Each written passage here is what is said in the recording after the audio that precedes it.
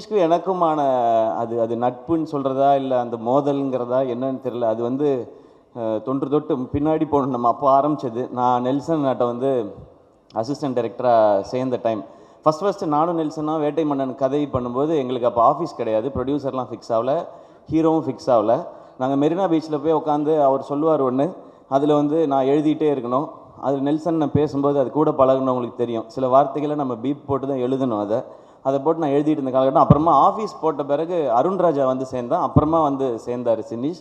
அவரோட ஃப்ரெண்டுன்றது ஓரளவுக்கு தெரியும். அவர் அந்த நடுவில் சொன்னார்ல ஏதோ ஹர்ட் பண்ணிட்டேன் அப்படிலாம் சொன்னார். அது ஹர்ட்லாம் பண்ணல. எது நடந்ததுன்னா, நாங்கள் அந்த ஆஃபீஸில் இருக்கும்போது ஒரு நாள் சொன்னார், நீங்கள் என்ன ஆகணும்னு ஆசைப்பட்றீங்க சிவா அப்படின்னு கேட்டார்.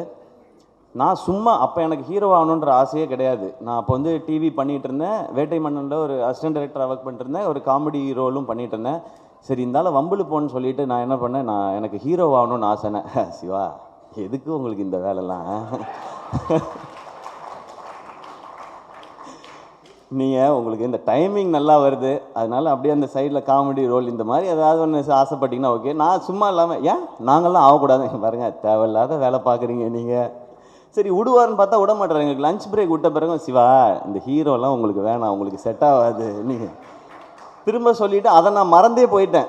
நான் ஹீரோ ஆன பிறகு இவருக்கு எங்கேயோ தோணி இருக்கு போல், இவராக சம்மந்தமே இல்லாமல் ஒரு 4 வருஷம் கழிச்சு அன்னைக்கு பேசுனது எதுவும் நீங்கள் மனசில் வச்சுக்காதீங்க.